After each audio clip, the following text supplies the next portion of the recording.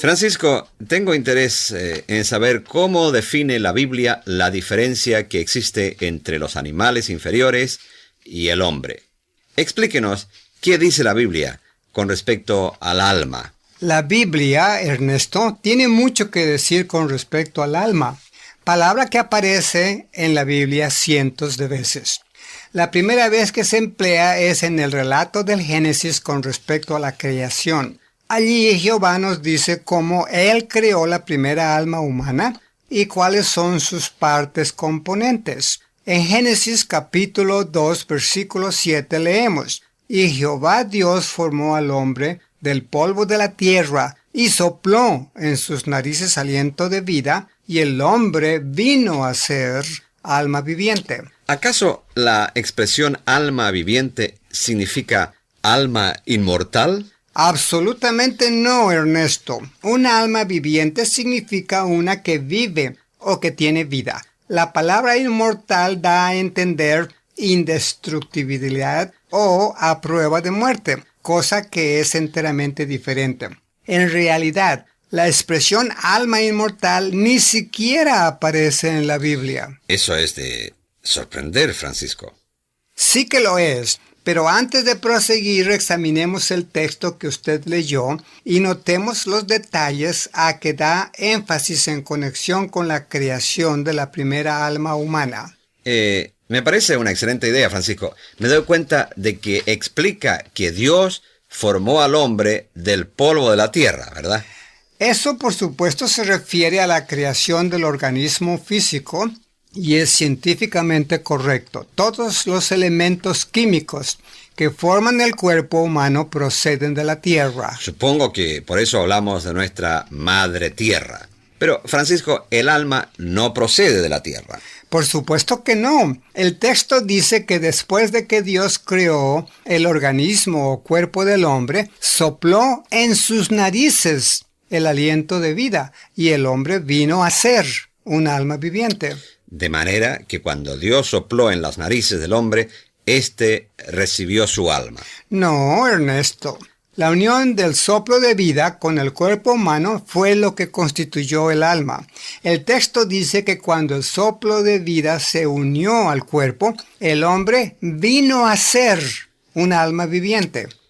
Lo que usted nos dice, Francisco, es que el hombre no posee un alma, sino que es un alma. Ciertamente, Ernesto. Para ilustrar el punto, consideremos un foco de luz eléctrica. El foco y las conexiones, alambres, etc., corresponden con el cuerpo o el organismo humano, en tanto que la corriente eléctrica que produce la luz en el foco corresponde al soplo de vida. El foco de por sí no es una luz eléctrica, tampoco lo es la electricidad que lo hace producir luz. Es la unión de ambas cosas lo que produce lo que llamamos luz eléctrica. Lo mismo sucedió con el hombre, quien llegó a ser un alma viviente como resultado del aliento de vida siendo soplado o transmitido dentro del organismo nuevamente creado. Francisco, en su ilustración, si se quita la corriente eléctrica, la luz deja de ser, ¿verdad? Sería apropiado decir entonces que cuando el aliento de vida es suprimido, el alma abandona al cuerpo. Los franceses usan una expresión muy apropiada en este caso. Ellos dicen de una luz apagada que ha sido extinguida.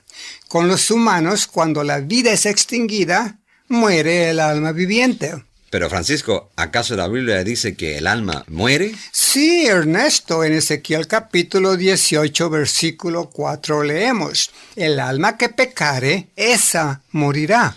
Bueno, en realidad lo que usted nos dice, Francisco, es que Adán, la primera alma viviente humana, a causa de convertirse en pecador, dejó de existir. Su alma murió o fue extinguida. Adán perdió entonces el derecho a la vida conforme a lo dicho por Dios. En el día que de él, del árbol prohibido, comieres, o del árbol del conocimiento del bien y del mal, de seguro morirás. De la manera que usted explica las cosas, Francisco, desaparece el misterio en cuanto a lo que un alma humana en realidad es. Pero un punto más. Si el alma es el ser compuesto de un cuerpo y de un aliento de vida que lo anima, ¿no significa esto que los animales también tienen alma? Excúseme, Francisco, pero quiero decir, ¿los animales son almas? Está usted en lo correcto, Ernesto. La Biblia se refiere a los animales como almas. Por ejemplo, en Números 31, versículo 28, Jehová da órdenes a Moisés concerniente a un tributo que debía exigirse de los madianitas, el que consistía de un alma de cada 500, tanto de hombres como de bestias. Consulten la nota marginal a este versículo en la versión moderna. De manera que conforme a la Biblia, parte del tributo consistía de almas humanas y parte de almas de los que llamamos animales. Francisco, el punto que usted aclara es que los animales inferiores son también llamados almas, pero seguramente una oveja no puede tener un alma inmortal. No, Ernesto, ni tampoco los humanos tienen o son almas inmortales. Como ya lo he expresado, la expresión alma inmortal no ocurre en la Biblia, pero los animales no serán resucitados. Nuestra esperanza de vida después de la muerte estriba en la muerte y resurrección de Cristo y no se debe a que los humanos tengan almas inmortales. Francisco, ¿da usted a entender que nada hay en la Biblia con respecto a inmortalidad? Yo no he dicho tal cosa. La palabra inmortalidad aparece en la Biblia unas cuantas veces. En un texto, hablando con respecto a Dios, leemos, el cual solo tiene inmortalidad. En otro pasaje se exhorta a los cristianos a buscar la inmortalidad. También se nos informa que los elegidos cristianos obtendrán inmortalidad en la resurrección. Todos estos pasajes prueban que la inmortalidad no es una cualidad inherente de la criatura humana. Pero si el alma es el entero ser y no algo que reside dentro de nosotros, ¿cómo explica usted el versículo 22 del capítulo 17 del primer libro de Reyes, en donde se nos dice que Elías restauró el alma a un niño? El texto dice, volvió el alma del niño a entrar en él. La palabra hebrea que se traduce a alma en el Antiguo Testamento se usa de diversas maneras. Su significado literal es ser viviente. Se usa también para denotar vitalidad y vida. La vitalidad o vida fue restaurada al niño y él volvió a ser un alma viviente o ser viviente. Ahora otra pregunta. ¿Qué nos dice con respecto al espíritu? ¿O vuelve a Dios quien lo dio? ¿Ah? ¿No se refiere esto al alma? No, el espíritu es el aliento de vida que fue soplado en las narices del hombre. Ese espíritu procedió de Dios. Dios sopló en sus narices el aliento de vida, dice el texto.